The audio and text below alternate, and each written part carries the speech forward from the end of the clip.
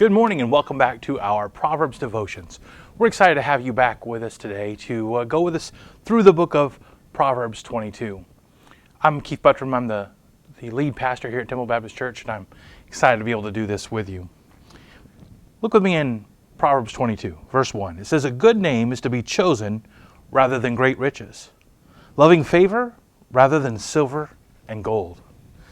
A good earned reputation is greater than riches. It's better than silver or gold. Pleasing the Lord should matter more to us than silver or gold. This chapter makes that clear, and then it goes on to share with us several places that it is clear to us some of the things that a person that has that good reputation has to know, has to do, has to understand. And so I'm going to look at a couple of those with you this morning. In verse 2, it says this: "The rich and the poor have this in common. The Lord is the maker of them all." The wise man is going to understand that we all, the rich and the poor, all of us have an intrinsic worth. Right? We've all been created in the image of God. And God himself is no respecter of persons. And if that's true, then we can't be a respecter of persons, right? Does that mean that we're all equal in everything that we can do, or that we know, or that we understand? Well, of course not, right? Well, even just thinking about around here at the church, I look at our church family and I realize, you know what, I'm not nearly as handy as Pastor Elmore is. I can't barbecue like Steve Hollinger can, and I can't sing like Johnny Harden. And if you need tips on getting your garden to grow, then you're probably better off talking to Roger Goodman or talking to Ron White, because those guys are going to know. I'm going to ruin the whole thing. If I had my way, I'd just pave my entire yard and just be done with it. Can't grow a thing. We all have certain things that we may be better at than other people. However, as people, we all have worth because we all are made in the image of God. And so there's a difference between our value as an employee, our value as a counselor or as advisor, than there is in our actual worth as a person. And the wise person is going to understand that. Then look at verse 5. It says, "Thorns and snares are in the way of the perverse. He who guards his soul will be far from them." Sin tries to ensnare us, right? We're tempted to do things that we know we shouldn't do, and it ends up causing us problems and difficulties that we probably never intended, but it happens, and we need to be aware of that. And look, if we are actively seeking out sin, we're going to find ourselves in horrible situation after horrible situation. We're going to find ourselves trapped in horrible circumstances.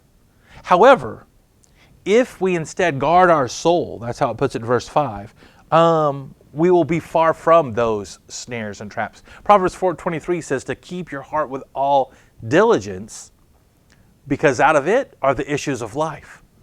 We have to guard our heart. We have to guard our souls. As we travel through life, if we'll do that, what we'll find is we are going to avoid a lot of the traps and pitfalls along the way. Then look at verse 9. It says, "He who has a generous eye will be blessed, for he gives of his bread to the poor." The man or woman that is actually looking for opportunities to bless other people, to be generous, will in turn be blessed. Now, it might not be in a financial way, right? It may be something actually much more important. Maybe it's in friendships, or in family, or maybe it's in your legacy, the way people remember you and want to live because they knew you. We'll be blessed, just not necessarily financially, although it can happen that way. But we've got to have that generous heart. Look at verse 13. It says, "The eyes of the Lord," it says, "The lazy man says, there is a lion outside. I shall be slain in the streets." Have you ever given someone just a lame excuse for not doing something that you just didn't really want to do. And maybe you knew that you probably should even, but you just give them an excuse. Isn't it amazing how we can find ourselves accepting the dumbest or the most unbelievable reasoning if it gets us what we want? There was a time that I was in college, and I, like so many college students, I was poor as all get out, and I had no money, nothing in my refrigerator. I open it up, and it's just bare, right? Nothing to drink. And I open up my roommate's refrigerator, Randy Harp's refrigerator, and look at there, he's got one Dr. Pepper left.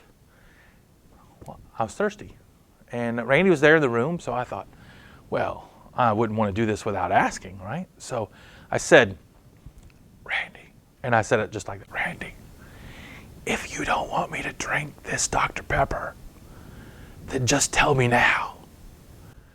Of course, he didn't hear that, but he also didn't tell me not to drink it, so I drank the Dr. Pepper. Surprisingly, he didn't seem as willing to accept that reasoning on my part as I was when it was getting me what I wanted, right?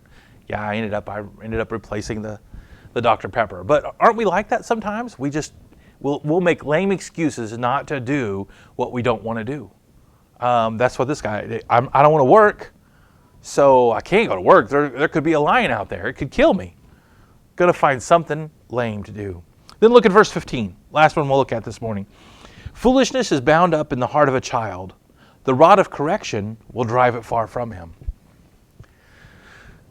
If my dad had a life verse, this would be it, right here. He understood this, right? Now, I would say that whatever your method of correction is with your kids, whether it's the old-fashioned spanking, the nose over in the corner, you gotta sit there right there and just stare at the corner and can't do anything, love me that, or putting someone in timeout or grounding them, whatever it is that you choose to use, you've got to have something. You have to have one. It's the parent's responsibility to consistently discipline and train their children to keep them from harm, and also so that children can learn the importance of and learn to appreciate boundaries in their life. All right, people have to have boundaries. They have to learn how to follow them, because if they can't follow them now, or they don't understand the need to follow them now as children, then as they grow up and they're trying to follow the boundaries that God sets for us for our good, our benefit, it's much more of a struggle. We've got to instill that in them in a young age. Now, these are all truths that a man or woman with a godly reputation is going to know, right? They're going to understand, and they're going to practice them. And having that kind of earned reputation, well, it's better than silver or gold. I wonder if you were to read through the rest of this chapter, Proverbs 22, what truths would you find there that you say, wow, that's important. That's something I can grab a hold of.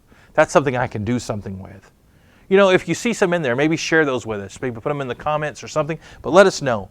We appreciate you being with us each morning, and we appreciate the time that you take with us, and I hope that this has been a blessing to you.